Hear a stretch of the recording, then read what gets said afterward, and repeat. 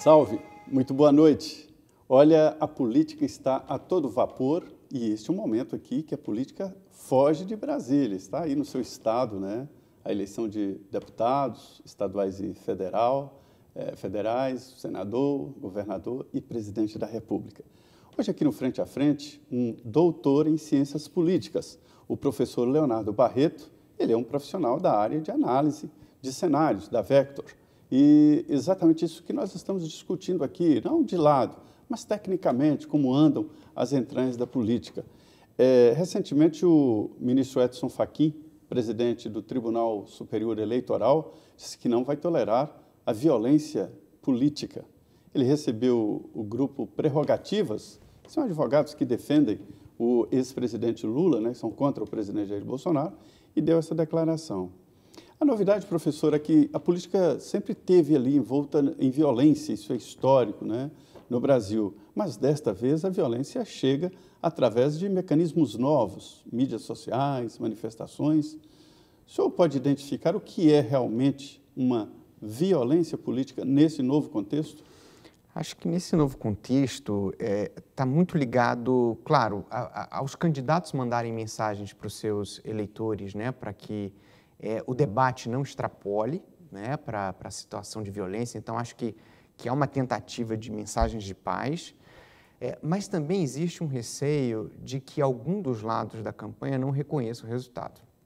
Eu acho que essa violência é a violência que o Fachin teme. Dá uma insegurança. Porque é uma violência, aí não contra as pessoas, mas é uma violência institucional, né? Contra as regras. E desde que essa questão da urna eletrônica tem sido colocada de forma muito enfática, né, pelo presidente, existe um receio de que parte dos eleitores, enfim, uma parte da sociedade possa não aceitar o resultado eleitoral, o que seria um fato inédito na história do nosso país. No caso de derrota do presidente, né? Que é uma coisa... Agora, no momento que uma pessoa participa de um processo eleitoral, ou seja, entrou, sou pré-candidato, ele já foi deputado por 28 anos com esse sistema, foi eleito presidente da República por esse sistema e agora não aceitará um resultado? Simplesmente, quando a pessoa não quer... unge o processo. Quando você participa, se eu vou participar de um processo, é porque eu estou aceitando as regras do jogo. Não é o correto? Embora, no caso dele, ele esteja colocando que está aceitando meio a contragosto. Né? Já antecipa que está aceitando a contragosto. Ele estava mais light na convenção, né, de domingo. Ele foi muito, não falou de urna eletrônica, citou, sim, os capa-pretas do STF, mas ele não foi ali raivoso, ele estava calmo, ele falou das obras do governo. Há uma perspectiva, o senhor vê alguma perspectiva de mudança do presidente Jair Bolsonaro, professor? Então, uma das perguntas importantes é essa, ele vai entrar no personagem, né? E aí, que história é essa de personagem? É o seguinte, quando um candidato ele é o desafiante, ele pode se eleger só criticando o sistema, né? Só, enfim, reclamando, etc.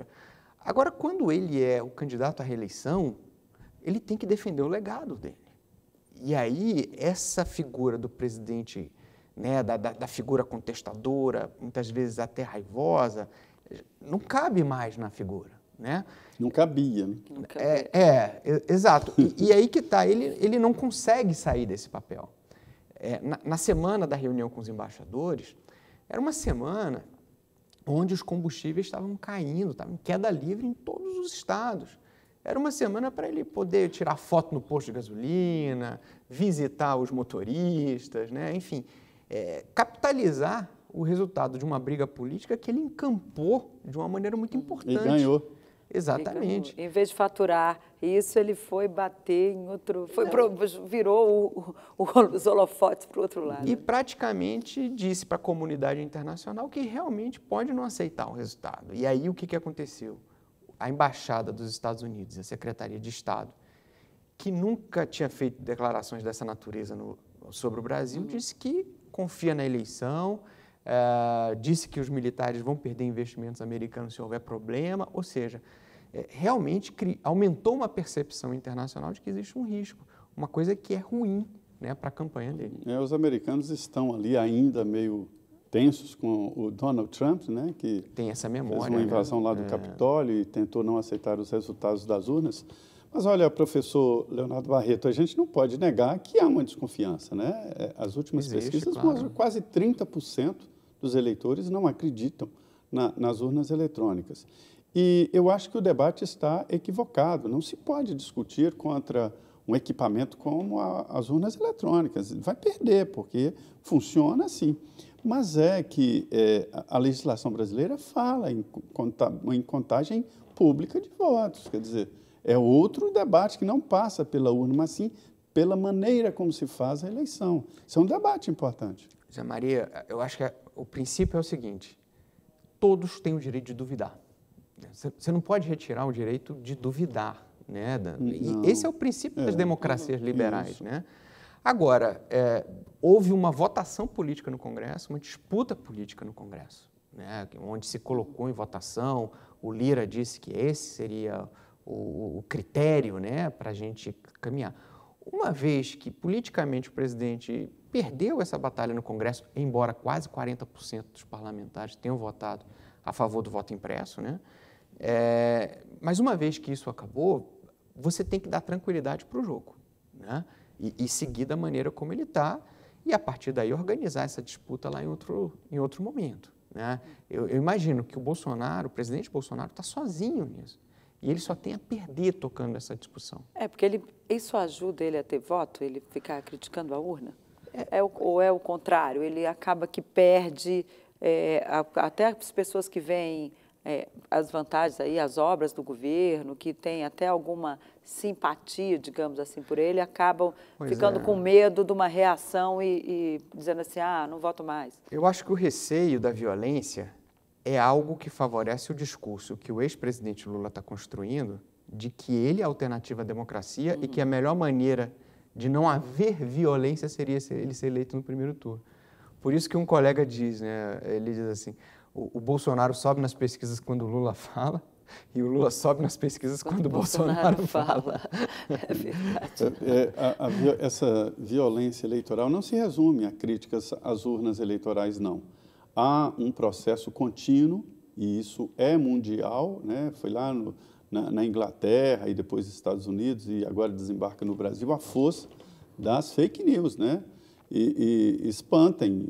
Os dois lados estão fortemente apostando em fake news, os dois lados. É outro problema, né, que nós vamos enfrentar nessas eleições. Todo mundo eleições. fala do governo, do presidente Jair Bolsonaro, do gabinete do ódio, mas não é, não.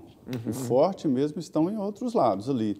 Até porque processo. A fake news não nasceu nesse governo. Sim, não. Sempre houve. Só que a fake news antigamente eram panfletos, pregavam no poste coisas mentirosas sobre projetos que não existiam e tal. Agora a coisa anda mais ágil, né?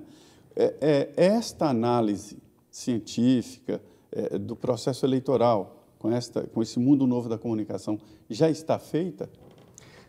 Não porque a gente não entende. E aí não há ninguém que entenda. Eu concordo. Ninguém sabe o que vai acontecer com esse mundo da comunicação. Porque, inclusive, esses meios de comunicação que hoje cada pessoa se torna uma produtora de informação, não vou dizer informação, mas de conteúdo, né? Produtor de conteúdo. É impossível, inclusive, de se mapear. Né? É muito difícil de entender o alcance, de entender o mapeamento. E essa é uma área, a democracia digital, ou a digitalização da democracia, é uma área muito nova. Então, a gente está tateando, está engatinhando nessa arena. Agora, eu queria mudar um pouquinho de assunto, começar a falar dos estados, que eu sei que o senhor acompanha também todas essas pesquisas estaduais, inclusive fazendo resumo de como é que, né, vendo a variação de uma para outra. São Paulo está tudo em aberto, uma vez que é o maior colégio eleitoral do país, e já tem gente dizendo, olha, se for um segundo turno entre Fernando Haddad e Tarcísio de Freitas, Lula não terá o PSD apoiando a candidatura dele num segundo turno contra Jair Bolsonaro, ou seja, quem estiver lá, enfim, se o cenário for esse que está aí nas pesquisas, né? Lula e Bolsonaro. Como é que o senhor vê isso? É isso mesmo? São Paulo tende a repetir a polarização que a gente vê hoje? Olha, ou vai mudar? Eu acho que o Fernando Haddad ele tem muita chance de estar no segundo turno, né? Agora, a disputa para quem vai estar com ele, né, ou o governador Rodrigo Garcia ou o ministro Tarcísio de Freitas, é uma disputa que está aberta. Embora o Tarcísio de Freitas esteja hoje pontuando em segundo lugar e tenha ganho o valioso apoio do PSD, né, vai ter como vice o prefeito de São José do Rio Preto, que abre conexões com o interior de São Paulo. A gente não pode nunca menosprezar o tamanho e o peso da máquina do governo estadual na campanha do Garcia. E, por exemplo, ele já conseguiu diminuir a impopularidade que ele herdou do ex-governador João Dória, né? Era uma impopularidade de péssimo ruim, de mais de 36%, hoje está em torno de 15%. Então, ele está trabalhando. Agora, ele tem uma dificuldade hoje, que é escolher o vice, né? O União Brasil quer colocar o candidato ao Senado, né? Não, no caso do Rodrigo Garcia, ele tem um problema com o vice. Exatamente. O União Brasil e o MDB estão brigando para poder fazer essa indicação, até porque é um governador que não vai poder concorrer à reeleição caso vença, então o vice já fica posicionado como próximo candidato. E no caso acho que o PSDB sente muito a perda do Alckmin, porque o Alckmin era a conexão do PSDB com o interior. Ele é o PSDB, né? Fundador do PSDB. E ali a gente vê que em São Paulo, nunca na história, um governador ficou fora do segundo turno. E como todos foram ao segundo turno, o único que perdeu foi Márcio França. Essa história, portanto, vai ser difícil para Tarcísio de Freitas, do interior de São Paulo, que é muito grande nas urnas. Né? Exatamente. E Márcio França tem aquela penetração na Baixada, então já é outra área de bloqueio para o governador Rodrigo. Então ele tem esse problema. E tem mais um outro desafio, que é muito interessante, que eu acho que afeta o Eduardo Leite no Rio Grande do Sul, afeta o ACM Neto na Bahia, e o Romeu Zema em Minas, que é você ser candidato a governador sem ter um padrinho presidente, candidato a presidente. Estamos navegando entre os dois para não perder votos. Estão tentando criar uma candidatura neutra. Então, resumindo, São Paulo, eleição aberta, totalmente aberta, ninguém sabe nem exatamente quem é segundo turno, né? Exato. Minas Gerais, o Zema e o Calil, né? O Zema, um empresário que nunca mexeu com política, né? Foi eleito, de uma forma surpreendente, foi eleito. Gostaram dele em Minas Gerais, tanto é que ele está bem pontuado, né? E em Minas Gerais, o terceiro colégio eleitoral do país. Então, uma coisa importante dizer o seguinte, em ciência política... É o segundo? É o segundo. Não, o Rio não? É o segundo, não, o Rio está em terceiro. Isso, e aí depois a Bahia o quarto. Uma coisa importante se dizer o seguinte, em ciência política, na literatura, se o cara tem acima de 40%, 45% de aprovação, ele tem uma chance de quase 70% de reeleição, né? E o Zema está nesse time, né? Ele tem um nível de aprovação hoje na casa de 46%, então ele é favorito. E qual é o principal adversário dele? O principal adversário, acho que as duas dificuldades, né? O primeiro claro, o Calil com o apoio do Lula, né? Aliás, o Kassab foi interessante nesse aspecto, né? Ele deu o PSD pé em cada canoa de Minas para o Lula e deu o PSD de São Paulo para o Bolsonaro.